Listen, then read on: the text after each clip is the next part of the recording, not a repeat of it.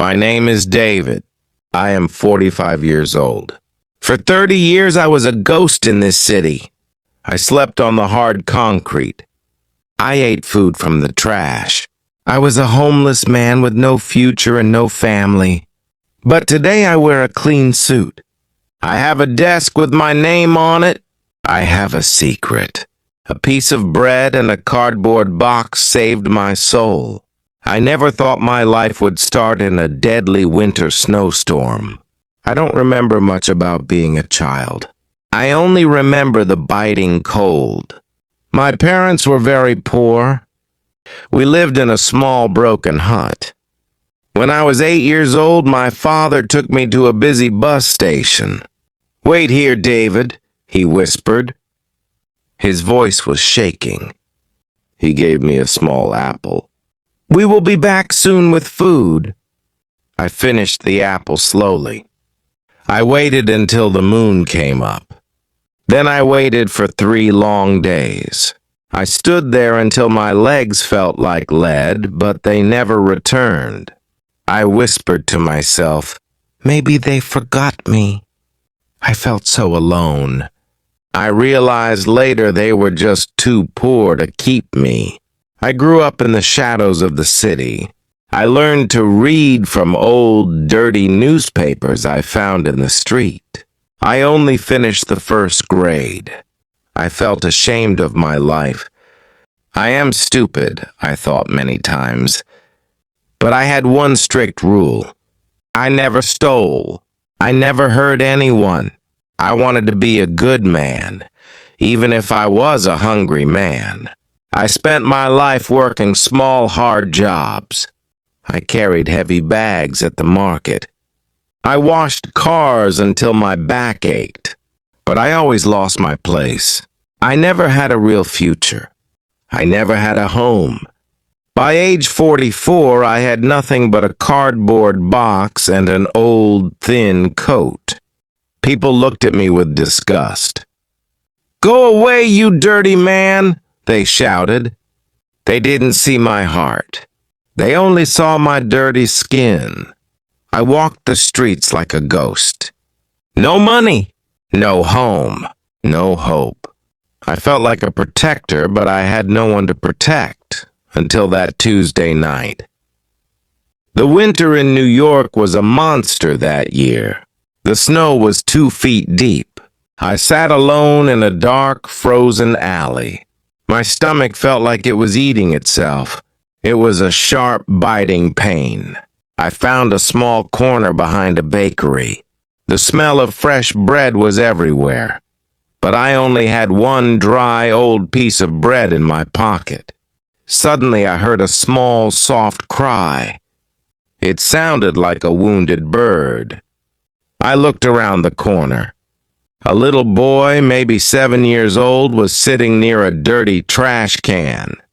He was wearing only a thin red sweater. His skin was the color of ice. His hands were shaking violently. I felt a cold shiver run down my spine. I moved closer to him. My heart was beating fast. "Are you lost, little one?" I asked softly. He looked at me with big, tearful eyes. "I can't find my daddy," he whispered. "It's too cold, mister. I want to go home." I looked at the long, empty street. I hoped for a miracle. Maybe a police car would pass by.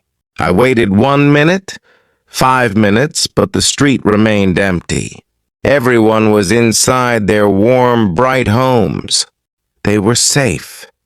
I felt a deep sadness in my chest.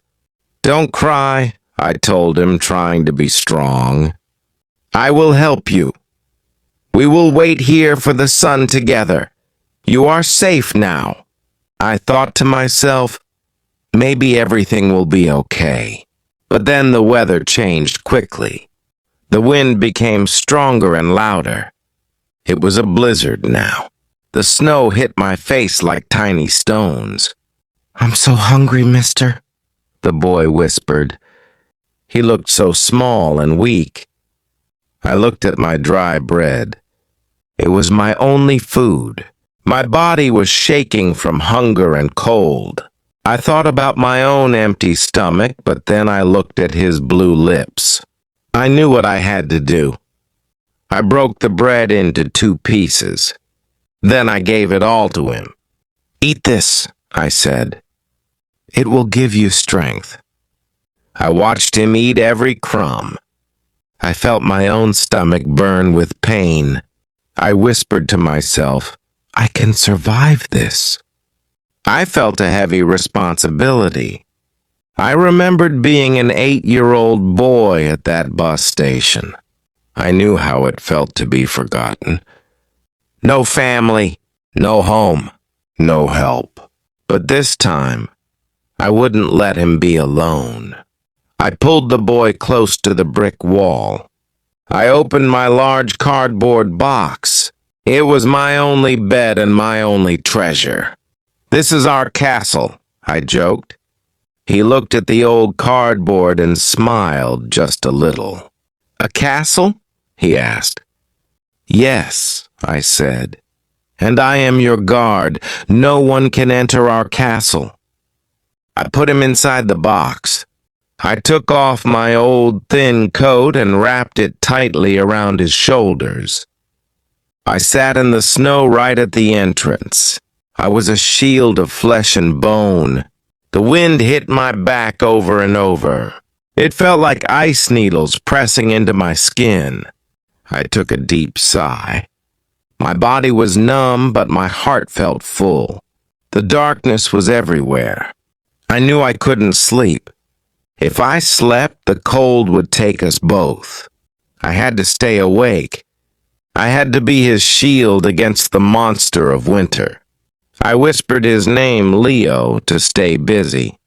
But my eyes were getting heavy. The world started to spin.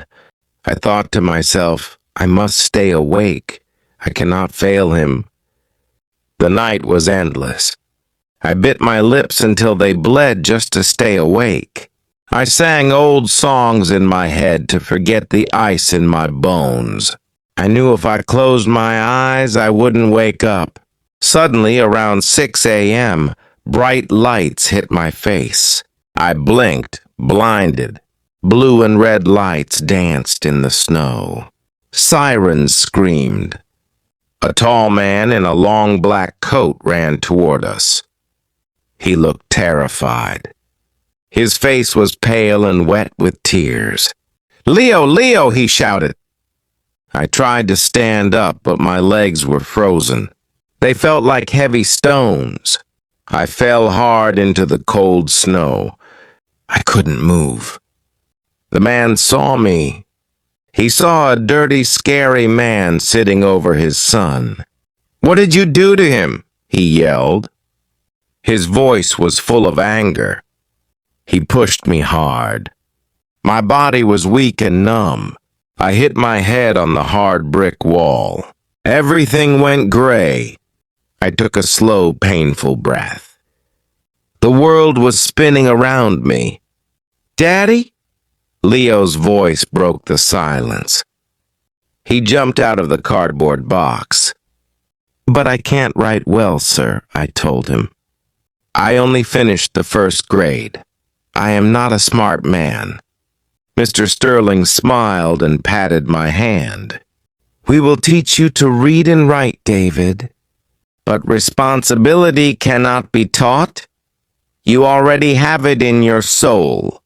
I took a deep sigh and closed my eyes. For the first time, I knew my future was safe. My first day as a security guard was the proudest day of my life. I stood tall in my bright blue uniform. It was crisp and smelled like fresh laundry. I didn't look like a ghost anymore. 5 years have passed. Today, I manage a charity program for the homeless. I am no longer the abandoned boy from the bus station. I am the man who protects the night. Kindness is like a tiny seed. If you plant it in the freezing cold, it will grow into a great forest. Remember, a good heart is the best qualification. Have you ever helped a stranger when you had very little? Comment a heart below if you believe kindness can change the world.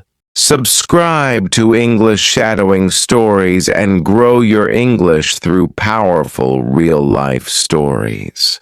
Like the video, share it with a friend. See you in the next story.